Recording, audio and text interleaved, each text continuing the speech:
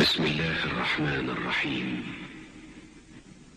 سنريهم آياتنا في الآفاق وفي أنفسهم حتى يتبين لهم أنه الحق. أولم يكف بربك أنه على كل شيء شهيد. السلام عليكم ورحمة الله وبركاته.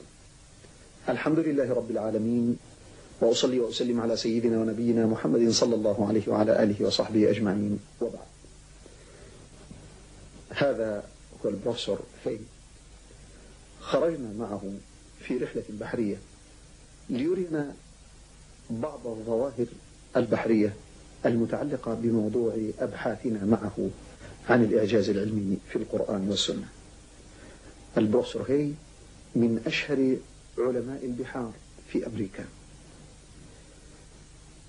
سألناه عن كثير من الظواهر البحرية التي تتعلق بسطح البحر، والتي تتعلق بالحد الفاصل بين البحر السطحي والبحر العميق، والتي تتعلق أيضا بقاع البحار وبجيولوجيا البحار. سألناه عن هذا كله، وسألناه عن الحواجز المائية بين البحار المختلفة، وعن الحواجز المائية بين المياه والأنهار، بين المياه في البحار والأنهار. سألناه عن هذا كله وكان يجيبنا بتفصيل.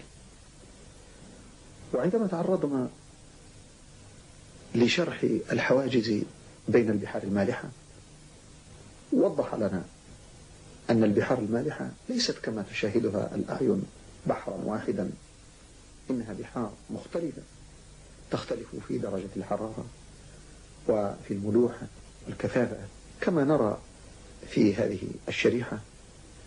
هذه الشريحة نرى خطوطا بيضاء تمثل الحواجز بين الكتل البحرية، وكل حاجز يفصل بين كتلتين بحريتين مختلفتين فيما بينهما في الحرارة والملوحة والكثافة والأحياء المائية وقابلية ذوبان الأكسجين.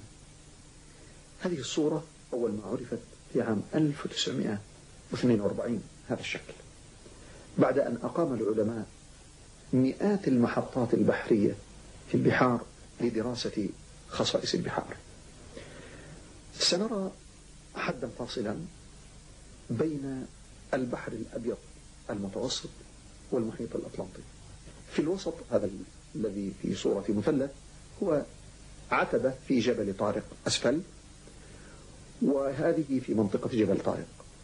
نرى كيف يوجد الحد الفاصل وهو المبين باللون بين الكتلتين المائيتين يفصل بينهما. هذا أمر لا تشاهده الأبصار، ولكنه أصبح الآن حقيقة واضحة. وبتطور الأقمار الصناعية ودراساتها واستشعارها من بعد، تمكنت هذه الأقمار الصناعية من أن تصور هذه المناطق البحرية والحدود البحرية بين الكتل البحرية المختلفة، كما نرى في هذه الصورة التي التقطت بالأقمار الصناعية بالخاصية الحرارية. فظهرت البحار بألوان مختلفة كما نرى، بعضها بلون أزرق فاتح، وبعضها بلون أزرق قاتم، وبعضها بلون أسود، وبعضها بلون يميل إلى الإخضرار.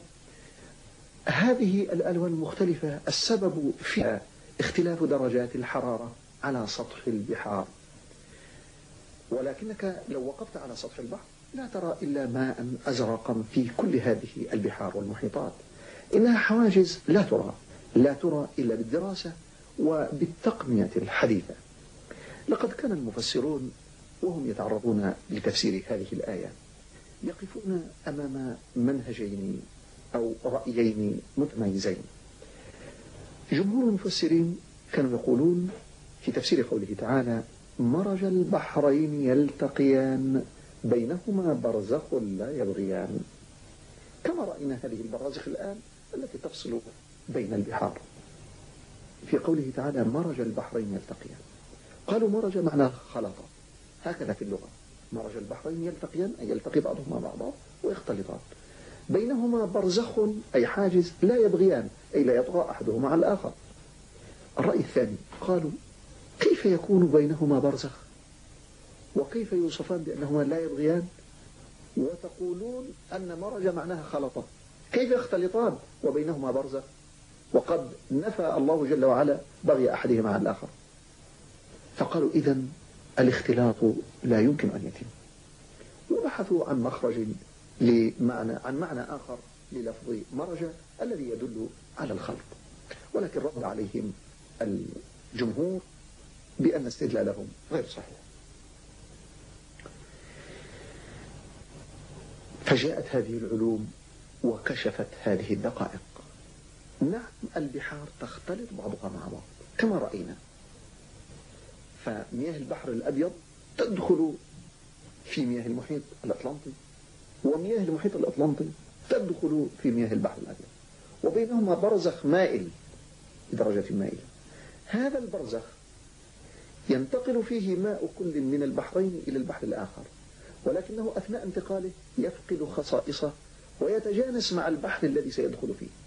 فإذا دخل ماء البحر الأبيض إلى ماء المحيط أخذ صفات المحيط، وإذا دخل ماء المحيط إلى ماء البحر الأبيض أخذ بالتدريج في هذا البرزخ صفات البحر الأبيض، فلا يبغي أحدهما عن الآخر. فتأمل كيف تأتي الكشوف ويتقدم علم الإنسان وتتجلى آيات الإعجاز. تكلمنا مع البروفيسور هاي عن كثير من هذه الظواهر وعن هذه الآية وغيرها، ثم في النهاية وجه له السؤال: ما رأيك في هذه الظاهرة التي تراها أمامك؟ نصوص نزلت قبل 1400 عام تصف دقائق الخلق والتكوين التي لا يمكن لبشر أن يعرفها في ذلك الزمان، وجاء العلم اليوم شاهدا بها مبينا لدقائقها، فما هو رأيك؟ فجرت معه هذه المحادثة.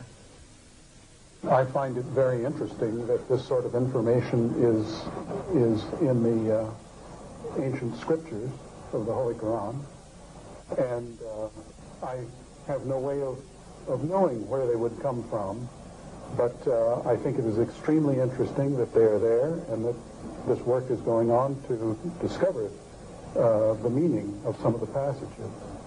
Then you have flatly denied to be just, from a man or a human source. From who then do you think the original or the source of such information? Well, I would think it must be the divine being. حقا إنه العلم الإلهي الذي أيد الله به محمدا صلى الله عليه وسلم. ولقد قال رسول الله صلى الله عليه وسلم: ما من الأنبياء نبي إلا أعطي ما مثله آمن عليه البشر، وإنما كان الذي أوتيته وحيا أوحاه الله إلي، فأرجو أن أكون أكثرهم تابعا يوم القيامة. إنه وحي فيه المعجزة وفيه البينة للبشرية إلى قيام الساعة.